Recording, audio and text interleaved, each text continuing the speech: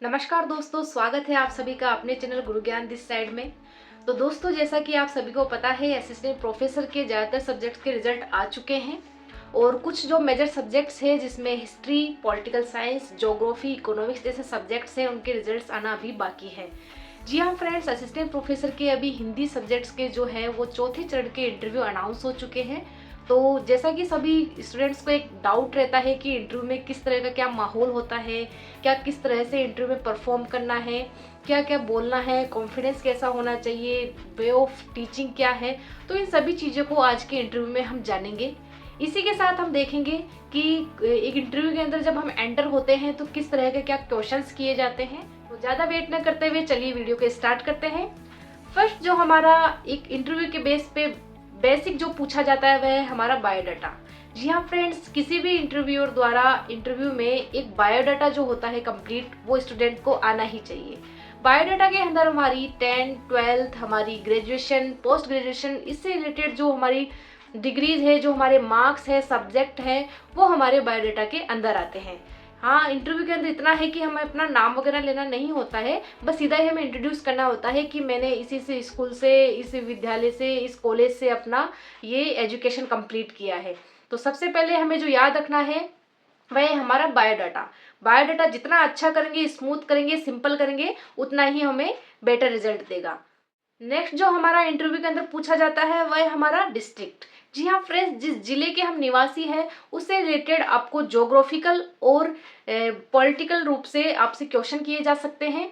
Geographical अंदर बात करें तो आपके जिले के अंदर जो फेमस ऐतिहासिक स्थल है, हिस्टोरिकल जो प्लेसेस है उसके अंदर, इसके अलावा आपके क्षेत्र में पाई जाने वाली नदियाँ, वहाँ के प्रमुख स्मारक, कोई भी एक ऐसी विशेष घटना जो आपके जिले में घटित हो, उसके बारे में आपसे सवाल किया जा सकता है। तो आपने क्षेत्र विशेष जहाँ से आपने अपना विद्यालय कंप्लीट किया, जहाँ आपसे अपना यूजी पीजी कंप्लीट किया है, उस क्षेत्र को आप हमेशा याद रखें और उसके बारे में जो भी ज्योग्राफिकल, हिस्टोरिकल आप प्लेसेज है, कोई महत्वपूर्ण घटना है, तो उसको आप हमेशा ध्यान में रखेंगे। नेक्स्ट जो हमारी इसके अंदर आती है वह है आपका डिपार्टमेंट। जी हाँ फ्रेंड्स, कई ऐसे स्टूडेंट असिस्टेंट प्रोफेसर के अंदर अप्लाई किए हुए हैं जो पहले से या तो टीचिंग लाइन में है या फिर किसी अदर फील्ड जॉब में है।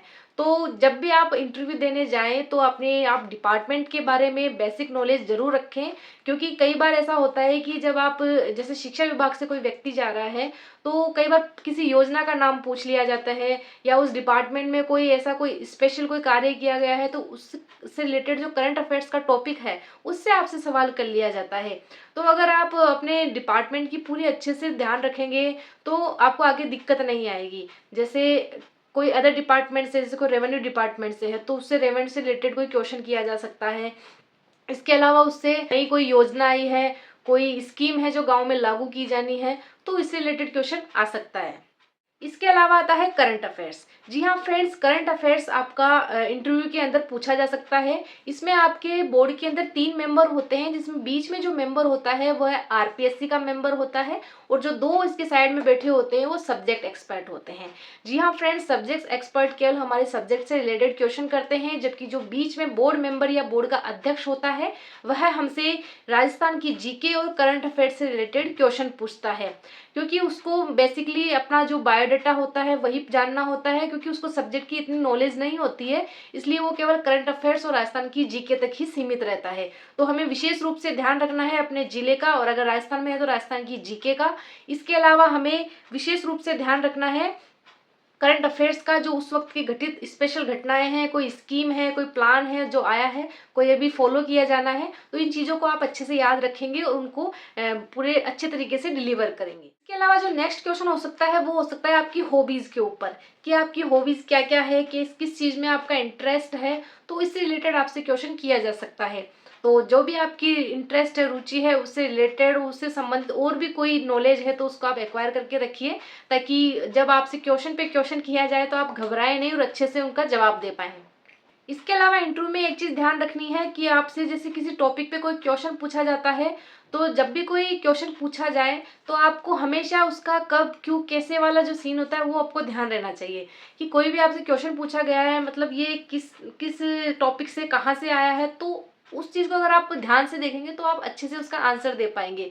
प्रत्येक टॉपिक को अच्छे से समझ के और पढ़ करके जाना है, ताकि जो भी उसका क्वेश्चन आया है उसके आगे पीछे के अगर आप थोड़ा बहुत आंसर दे पाते हैं तो आपके थोड़ा आंसर के सही होने के चांस बढ़ जाते हैं। तो किसी भी टॉपिक को जब पढ़ें तो कब, क्यों, किस लिए करके जो क्वेश्चन होते हैं उनको आप अच्छे से वेरीफाई करें, ताकि आगे इंटरव्यू में आपको किसी तरह का कोई डाउट ना रहे। नेक्स्ट जो इंटरव्यू में ध्यान देने योग्य बात है वह है विनम्रता। जी हाँ फ्रेंड्स, एग्जाम टाइम में तो क्या होता है कि हम कैसे तैसे पेपर दे आते हैं, उसमें हमारा नेचर या बिहेवियर ज़्यादा रोल नहीं निभाता है। लेकिन जहाँ बात आती है इंटरव्यू की, तो वहाँ हमारा नेचर, बिहेवियर, हमारा जो पोलाइटनेस है, जो बोलने का तरीका है, वही नोटिस किया जाता है। ये इंटरव्यू जो खेल है पूरा कॉन्फिडेंस का और आपके व्यवहार का ही तो है। मतलब इसमें आपका नॉलेज तो ठीक है, आपने एग्जाम दिया है तो आप में नॉलेज तो होगा ही, लेकिन जो इसमें चीज देखी जाती है वो इम्पोर्टेंट है आपका बिहेवियर, आपका नेचर। क्योंकि आप शिक्षा जैसे क्षेत्र में जा रहे हैं, आगे आप किसी प्रशासनिक लाइन में जा रहे हैं, तो आपका बिहेवियर, आपका नेचर काफी अहम रोल अदा करता है। तो इसमें देखा जाता है कि आप किस तरह से अगले से बात कर रहे हैं। तो विनम्रता से आप अपना इंटरव्यू दीजिए, विनम्र तरीके से आप अपना जवाब दीजिए। किसी भी चीज में एग्रेसिव होने की या इंटरव्यूअर से बहस करने की आपको कोई जरूरत नहीं है, क्योंकि वहां पर आपका नॉलेज देखा तो जा रहा है, लेकिन बेसिकली जो पीछे का इसका मेन रोल उद्देश्य है वह है आपका नेचर या आपकी बॉडी लैंग्वेज को पहचानना। तो जब भी इंटरव्यू देने जाए तो काफी विनम्र होकर के जाए और अच्छे से अपने प्रश्न का जवाब दें। नेक्स्ट जो इंटरव्यू में ध्यान रखने योग्य बात है वह है सत्यनिष्ठा। जी हाँ फ्रेंड्स, कोई भी बात हो उसको आप स्पष्ट तरीके से कहें, सत्य रूप में कहें, बरगलाने की चीज ना कहें, झूठ ना बोले। इंटरव्यूअर 1 मिनट में भाप लेता है कि आप किस तरह से बातों को गोलमोल कर रहे हैं। तो जब भी आप इंटरव्यू में जाएं, किसी क्वेश्चन का जवाब दें, तो आप सोचें कि हमें इसका एकदम सही तरीके से और सच ही जवाब देना है। कई बार क्या होता है, हम बातों को झूठ के चक्कर में आगे बढ़ाते चले जाते हैं और वो इंटरव्यूअर ही हमें फंसा देता है उस बात के चक्कर में। तो कभी भी इस तरह से गोलमोल ना करके सीधा सा जवाब देना है, सॉरी सर मुझे भी रिकॉल नहीं हो पा रहा है, तो वो नेक्स्ट क्वेश्चन पे आगे बढ़ जाता है। लेकिन अगर आप उसको गोलमोल करके आगे बढ़ाने की कोशिश करते हो कि किसी तरह से मैं इसका जवाब दे दूं, तो फिर वो हमारे पे भारी पड़ता है और इसका फिर नेगेटिव इफेक्ट भी होता है, क्योंकि मार्क्स आखिर में उन्हीं को देने हैं, तो हमें उनको ऐसे खुद को 30 मार दिखा के आखिर मिलेगा क्या। तो जितना हो सके विनम्र रहे, सत्यनिष्ठा के साथ रहें और जो स्थिति है एक्चुअल में वो बताने का प्रयास करें। नेक्स्ट जो इंटरव्यू टिप्स हमारी है वह है शांति से प्रश्न को सुने। जी हाँ फ्रेंड्स, कई बार क्या होता है, हम आधा अधूरा प्रश्न सुनते हैं और उसका तुरंत से जवाब देने की कोशिश करते हैं। इससे होता यह है कि एक तो हम उत्सुकता से उसका आंसर गलत दे देते हैं, ऊपर से इंटरव्यूअर सोचता है कि देखो इसकी जो श्रवण क्षमता है वो भी काफी कम है, क्योंकि यहाँ पे हमारा जो है वह व्यवहार, हमारा नेचर ही एक तरह से कैप्चर किया जा रहा है उनके द्वारा। तो जब हम उनके सामने इतना उत्सुक होते हैं, उतावलापन दिखाते हैं, तो वो एक थोड़ी सी शिक्षक की कमी नजर आती है उसके अंदर, तो जो हमारे लिए है वो बैड इफेक्ट होता है। तो आपको ध्यान रखना है, जब भी इंटरव्यूअर आपसे सवाल पूछे तो उसका पूरा प्रश्न सुनना है, अच्छे से 1-2 सेकंड सोचना है, उसके बाद में उसका आंसर देना है। तो जब आपको लगे कि आपको इसका आंसर नहीं आ रहा है तो एक बार आप फिर से पूछ सकते हैं। जब वो दोबारा प्रश्न बोलता है तो कई बार क्या होता है, हमें याद आ जाती है वह चीज। तो अच्छे से प्रश्न को सुनना है और जितना आता है उतना ही बताना है, ज्यादा एडवांस में बताने की जरूरत नहीं है, क्योंकि इंटरव्यू में आपको सिर्फ उतना ही बताना होता है जितना प्रश्न पूछा जाता है। कई बार क्या होता है, एडवांस बोलने के चक्कर में हम ही उनको एक वो ऑफर दे देते हैं कि आप नेक्स्ट हमसे सवाल इस तरह से पूछ लो। तो उस तरह से हमें फंसना नहीं है, जितना वो क्वेश्चन पूछ रहा है बस उसी का उतना सा जवाब देना है और आगे बढ़ना है। इसके अलावा फ्रेंड्स, आपको इंटरव्यू टिप्स के अंदर एक महत्वपूर्ण है कि आपको वरिष्ठ लेखकों की एक सूची बनानी है। या फ्रेंड्स, आपका जो भी पीजी में सब्जेक्ट रहे हैं या स्पेशलाइजेशन जिसमें भी रहा है, उससे रिलेटेड कोई ऑथेंटिक बुक्स, कोई जो प्रमाणिक पुस्तकें हैं लेखकों के द्वारा, उनको आपको 2-4 को अच्छे से याद करके रखना है। कई बार क्या होता है, आपसे क्वेश्चन पूछा जाता है कि आपने किन लेखकों को पढ़ा है, आपने कौन कौन सी बुक्स को पढ़ा है, तो उससे रिलेटेड आपसे क्वेश्चन पूछ लिया जाता है। 2-4 आप बुक्स के और राइटर के नाम याद कर लीजिएगा और उनको बता दीजिएगा। इससे क्या होता है, एक पॉजिटिव इफेक्ट पड़ता है कि हाँ, बंदे ने कुछ तो पढ़ाई की है और इन बुक्स को पढ़ा है, मतलब थोड़ा नॉलेज है इसमें, तो ये हमारे लिए प्लस पॉइंट होगा।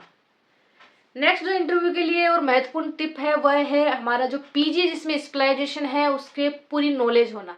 जी हाँ फ्रेंड्स, कई बार क्या होता है, पीजी के जो सब्जेक्ट होते हैं वो हमसे पूछ लिए जाते हैं और जिसमें हमें कई बार क्या सब्जेक्ट के नाम याद नहीं होते हैं, हालांकि हमने पढ़े सभी होते हैं, लेकिन उस वक्त पेपर का नाम याद नहीं होता है कि ये पेपर इस इसका होता है। तो आप अपनी पीजी की प्रीवियस और फाइनल दोनों की जो 9 पेपर होते हैं उनके सभी के आप पेपर को जरूर याद रखें, क्योंकि इसमें से एक दो क्वेश्चन जो इम्पोर्टेंट है वो पूछने के पूरे पूरे चांस होते हैं, तो आप इनको याद रखिएगा। इसके अलावा पीजी के अंदर आपकी जो भी इंपॉर्टेंट टॉपिक्स हैं उनको आप अच्छे से कवर कीजिएगा, ताकि उससे रिलेटेड या उसके आसपास भी आपसे प्रश्न आता है तो आप अच्छे से अपना आंसर दे पाएं। नेक्स्ट जो इंटरव्यू टिप है वह है बोर्ड टीचिंग। जी हाँ फ्रेंड्स, असिस्टेंट प्रोफेसर जैसे एग्जाम के अंदर आपका बोर्ड टीचिंग का एक महत्वपूर्ण पार्ट आता है, जिसके अंदर आपको अपना प्रेजेंट देना पड़ता है कि आप किस तरह से स्टूडेंट को टैकल कर पाएंगे, अपना टीचिंग का जो तरीका है वो किस टाइप का होगा, कितना आप अपना नॉलेज को डिलीवर कर पा रहे हैं। तो इंटरव्यू में आपसे एक बार बोर्ड टीचिंग का 4-5 मिनट का टीचिंग करवाया जाएगा, तो आप उसको अच्छे से सीखिए। जब भी आप अपनी सीट से उठ करके बोर्ड टीचिंग पर पढ़ाने के लिए जाएं, तो शालीनता से आप उठ करके बोर्ड की तरफ जाइए, और जो आपके बोर्ड मेंबर है उनको एक तरह से स्टूडेंट्स या क्लास की तरह से ट्रीट कीजिए और पढ़ाना स्टार्ट कर दीजिए। टॉपिक पढ़ाने से पहले आप बोर्ड पर अच्छे से अपना जो उस दिन का जो टॉपिक है उसको आप अच्छे से लिखेंगे और फिर उसको पढ़ाना स्टार्ट कर देंगे। कुछ महत्वपूर्ण टिप्स को आप लिखते हुए और साथ में बोलते हुए अपने टीचिंग को इनहेंस करने की कोशिश करेंगे। और टॉपिक की बात करें तो 3 से 4 टॉपिक आपके अच्छे से क्लास रेडी होनी चाहिए। जी हाँ फ्रेंड्स, कई बार क्या होता है कि हम तो अपना क्लास रेडी करके जाते हैं, लेकिन इंटरव्यूअर कई बार अपनी तरफ से कह देता है कि आप इस टॉपिक पर पढ़ाइए, तो उस वक्त फिर हमें दिक्कत हो सकती है। अगर हमें 4 से 5 क्लास अच्छे से रेडी कर लेंगे तो उस वक्त क्या होगा कि उसके आसपास जैसे कोई अगर क्लास उसने बोल भी दी तो हम अच्छे से उसको प्रेजेंट तो कर ही पाएंगे। तो ये हमारी प्लस पॉइंट होगा। तो आप 4 से 5 क्लास को अच्छे से रेडी करके रखिए, ताकि किसी तरह की आपको इंटरव्यू में दिक्कत ना आए। इसके अलावा जो नेक्स्ट है वह है हमारा राजस्थान की जीके। जी हाँ फ्रेंड्स, राजस्थान की जीके जो होती है वह हर इंटरव्यू में 2-4 प्रश्न पूछे ही जाते हैं। अभी पिछले जितने भी एग्जाम हुए हैं उन सभी की अगर बात की जाए तो 4-5 क्वेश्चन हर इंटरव्यू में हर एक व्यक्ति से पूछे गए हैं राजस्थान की जीके से। तो राजस्थान की जीके में आपको अपना राजस्थान का कल्चर वगैरह है वो पूरा पढ़ना है। इसके अलावा राजस्थान की जो ऐतिहासिक पृष्ठभूमि रही है उसको पढ़ करके जाना है। राजस्थान के थोड़े बहुत जो मेले हैं, त्योहार है, जो क्षेत्र विशेष के जो हमारी परंपराएं हैं, मान्यताएं हैं, उन चीज़ों को आप अच्छे से कवर करके जाइए। चित्रकला शैली है, हमारे यहाँ की जो स्मारक है, दुर्ग है, इनसे संबंधित जो छोटे मोटे क्वेश्चन हैं वो इंटरव्यू में पूछे जा सकते हैं। तो इन चीज़ों को आप कवर करते हुए चलिए। इसके अलावा इंटरव्यू टिप्स की बात करें तो एक महत्वपूर्ण जो होता है वह है चर्चा। जी हाँ फ्रेंड्स, अब समय इतना आ चुका है कि आप एक लाइब्रेरी में बैठ के अकेले पढ़ नहीं सकते हो, क्योंकि इंटरव्यू में जो होता है वह बोलने वाला प्रोसेस होता है। इसके अंदर अब आपको अपनी नॉलेज भी डिलीवर करनी होती है और सामने वाले को कुछ बताना भी होता है। तो इंटरव्यू के अंदर आपको सबसे इम्पोर्टेंट है आप अपने 4-5 ऐसे फ्रेंड्स अपने साथ रखिए जिनसे आप चर्चा कर सके, डिस्कस कर सके उस टॉपिक के बारे में। तो जितने आप 2-4 लोग होंगे तो आप कोशिश कीजिए बोर्ड टीचिंग पे भी ऐसा कीजिए, 2-4 लोगों को सामने बिठा दीजिए, फिर टीचिंग कीजिए। तो इससे क्या होगा, आप पढ़ाने का आपका तरीका भी सुधरेगा। वो 2-4 लोग देखेंगे, वो आपकी कमियां भी बताएंगे। इसके अलावा आप अपने आप को और इम्प्रूव कर पाएंगे। तो जितना हो सके आप 2-4 लोग जो आपका ग्रुप है प्रोफेसर वाला, उसको अच्छे से आप रेडी रखिए और उसमें आप टीचिंग करने की कोशिश कीजिए। एक दूसरे से चर्चा कीजिए, स्वस्थ मुद्दों पर चर्चा कीजिए। इससे आप एक दूसरे की नॉलेज भी समझ पाएंगे और एक दूसरे का जो वे ऑफ टॉकिंग है वो भी सुधरेगा।